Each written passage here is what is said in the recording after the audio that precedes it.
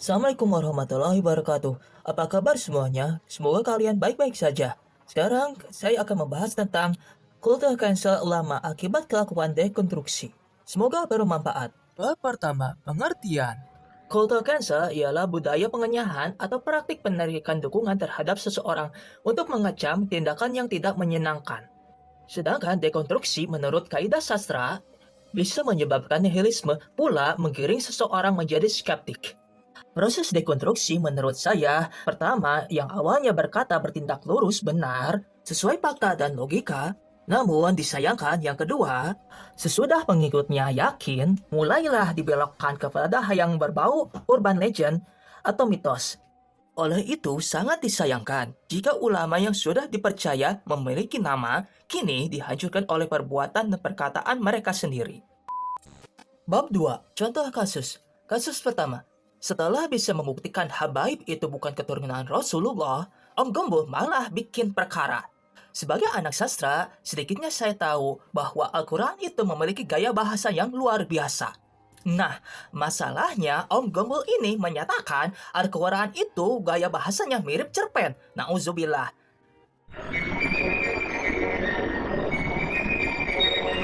Padahal Al-Quran itu bisa dibuktikan realitanya di dunia nyata.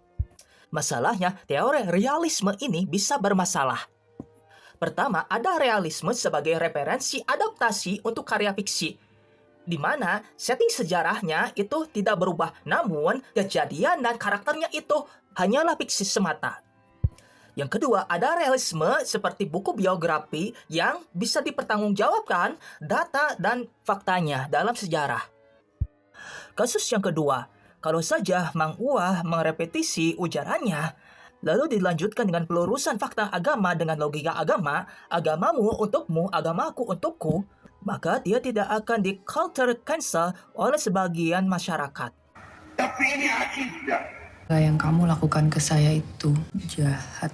Bodoh amat. Kasus yang ketiga, kalau saja Bah Miftah menggunakan gaya bahasa persuasif bukan peorase, pasti dia tidak akan dihujat oleh netizen. Kalian pikir Ustadz ceramah hanya untuk jamaah? Tidak. Inilah contoh-contoh dari cancel culture dari ulama. Bab ketiga, renungan.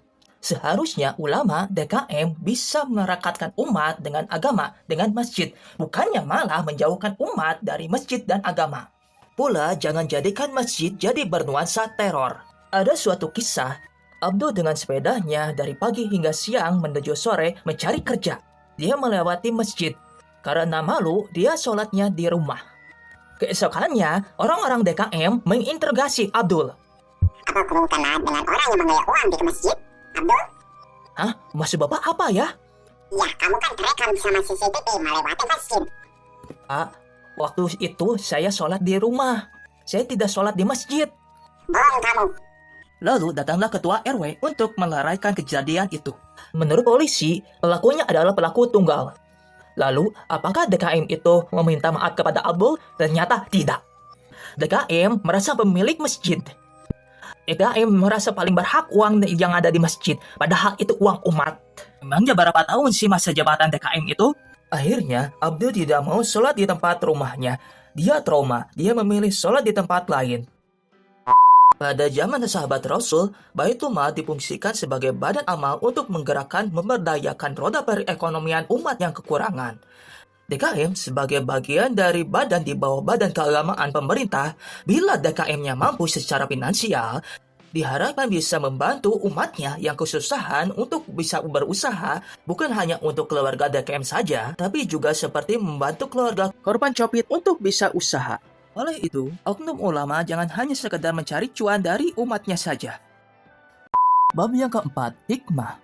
Hikmah ialah kata yang berarti mengandung kebijaksanaan. Orang yang belajar ilmu hikmah semestinya bisa bersikap bijak. Orang yang makin tinggi ilmunya, atau jabatannya makin tinggi, atau wiridnya makin banyak, ataupun harta jabatannya makin bagus, semestinya dia menjadi orang yang sangat bijaksana. Bukan malah menjadi semakin arogan. Orang yang belajar ilmu hikmah semestinya memberi manfaat, bukan malah memberi banyak mudarat. Apakah ilmu hikmah ini membantu karir Anda atau malah merusak karir Anda? Ilmu hikmah semestinya bukanlah aliran yang menyimpang. di mana di semakin lama ajarannya itu semakin janggal. Bukannya menjadi problem solving dan menunjang karir kita, malah merusak kehidupan kita sendiri. Dengan subhat dan bid'ah yang terasa baik bagi kita pada itu bukan.